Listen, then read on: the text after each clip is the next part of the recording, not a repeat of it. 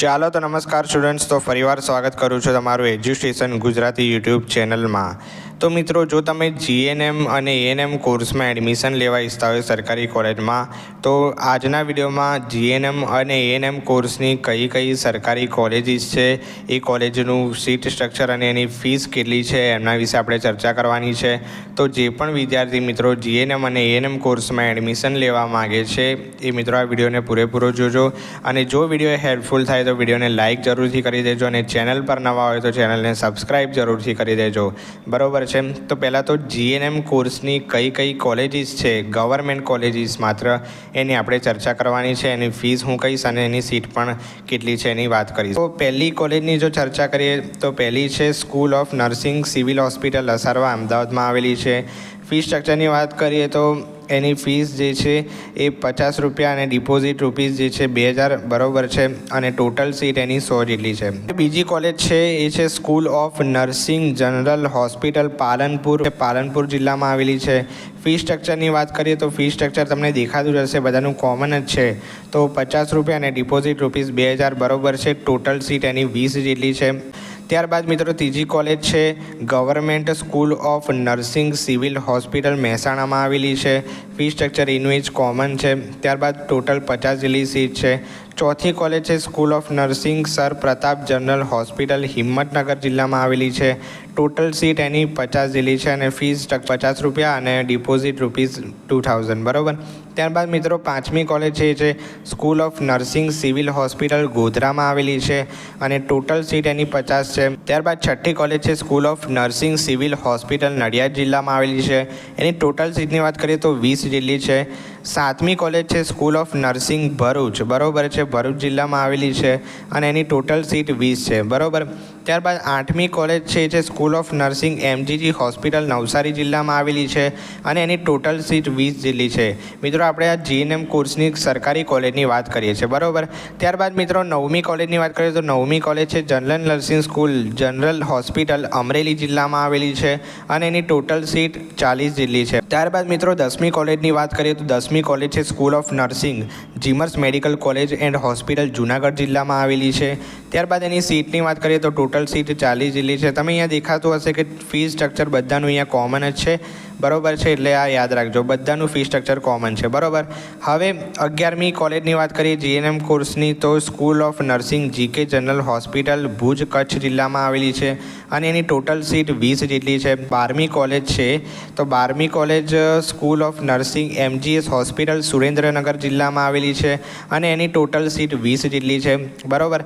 General nursing school general hospital, Dahod જિલ્લામાં આવેલી છે અને એની ટોટલ સીટ 30 જેટલી છે। ત્યારબાદ સ્કૂલ ઓફ નર્સિંગ રાજપીપળા જિલ્લામાં આવેલી છે આ કોલેજ, 14મી કોલેજ છે અને ટોટલ સીટ એની 30 જેટલી છે।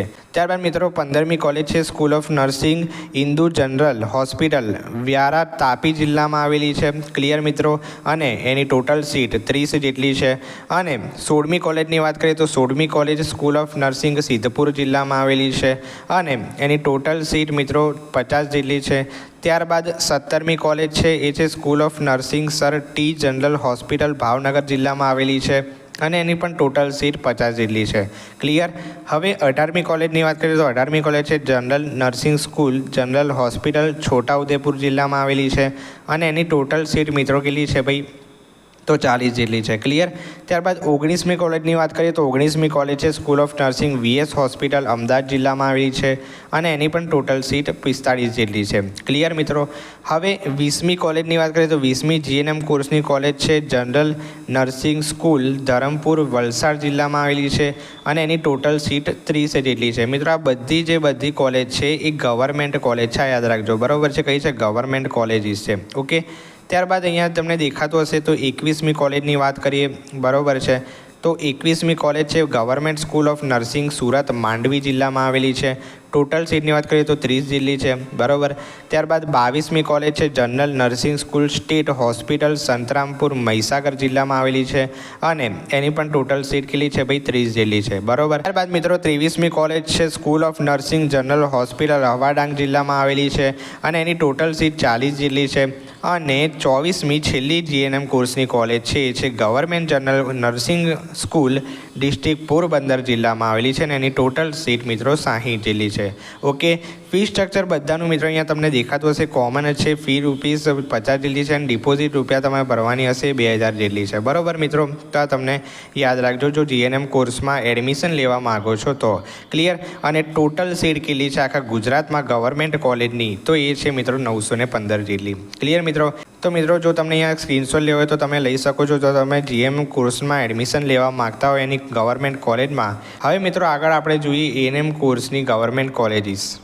હવે મિત્રો આપણે વાત કરીએ તો એએનએમ કોર્સની ગવર્મેન્ટ કોલેજીસ કઈ કઈ છે, બરાબર છે, એની ફી સ્ટ્રક્ચર કયું છે, તો એની જો ચર્ચા કરીએ તો તમને અહીંયા દેખાતું હશે કે જે પહેલી કોલેજ છે તો એ છે એએનએમ ટ્રેનિંગ સ્કૂલ બાવડા, બરાબર છે, અમદાવાદમાં આવેલી છે.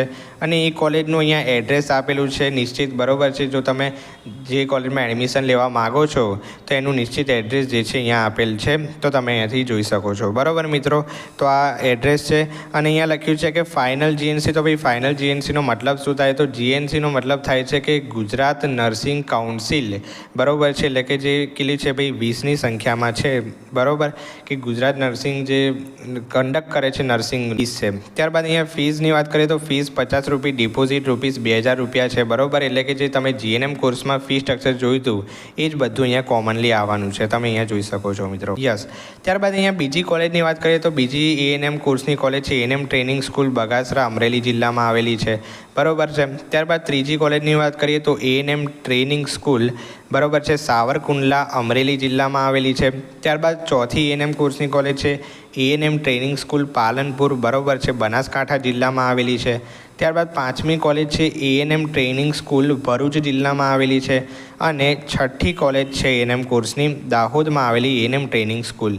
ક્લિયર મિત્રો? તો તમે અહીંયા જોઈ શકો છો. અને જે ગુજરાત નર્સિંગ કાઉન્સિલ જે છે 20 છે, બરાબર. તો અને ફી સ્ટ્રક્ચર પણ અહીંયા તમને દેખાતું હશે, કોમન છે બધાનું. જે જીએનએમ કોર્સમાં હતું એએનએમ કોર્સમાં એ બધું જ કોમન છે. ઓકે, હવે મિત્રો આગળ સાતમી કોલેજની વાત કરીએ. એએનએમ ટ્રેનિંગ સ્કૂલ દાહોદ જિલ્લામાં આવેલી છે, બરાબર. અહીંયા એનું એડ્રેસ તમને દેખાતું હશે કે નિશ્ચિત જે જગ્યા છે ક્યાં આવેલી છે, બરાબર મિત્રો, તો તમે અહીંયાથી જોઈ શકો છો. ત્યારબાદ આઠમી કોલેજની વાત કરીએ તો આઠમી એએનએમ ટ્રેનિંગ સ્કૂલ ડાંગ જિલ્લામાં આવેલી છે. ત્યારબાદ નવમી કોલેજ છે એએનએમ ટ્રેનિંગ સ્કૂલ જામનગર જિલ્લામાં આવેલી છે. ત્યારબાદ 10મી કોલેજ છે મિત્રો એએનએમ ટ્રેનિંગ સ્કૂલ જામનગર જિલ્લામાં આવેલી છે, બરાબર છે. પરંતુ આ જે એડ્રેસ છે અલગ અલગ છે, તો આ યાદ રાખજો, બંને જામનગરમાં જ આવેલી છે. ઓકે. ત્યારબાદ 11મી કોલેજની વાત કરીએ તો એએનએમ ટ્રેનિંગ સ્કૂલ ભુજ જિલ્લામાં આવેલી છે.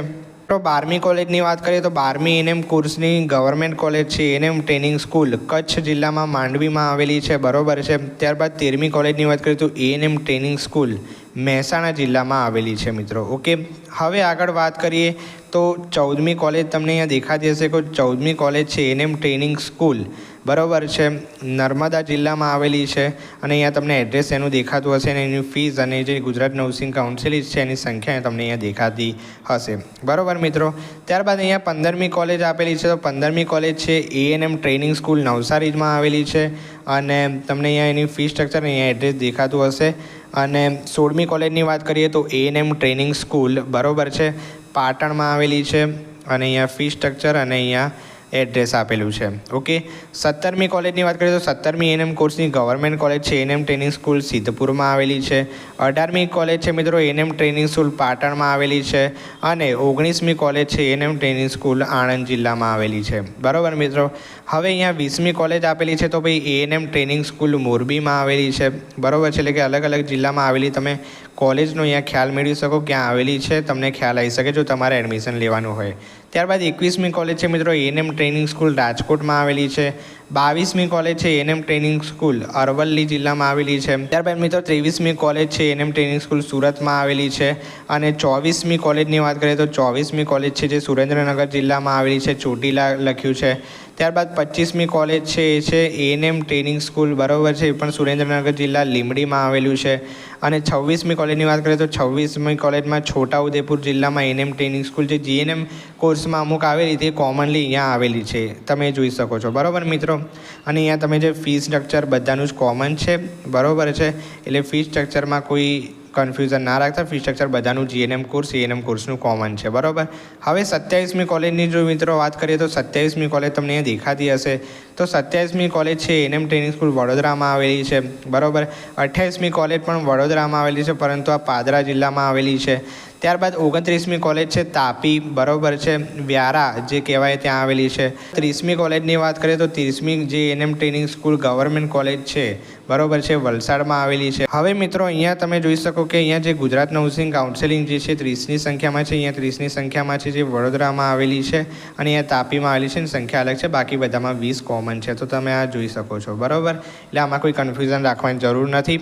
હવે મિત્રો અહીંયા જે 30 કોલેજ એએનએમ કોર્સની કોલેજની અહીંયા આપણે વાત કરી નાખીએ. આગળ આપણે જીએનએમ કોર્સની વાત કરી હતી, ઓકે મિત્રો. અને ફી સ્ટ્રક્ચર એનું તમને અહીંયા કોમન જોવા મળતું હશે, ઓકે.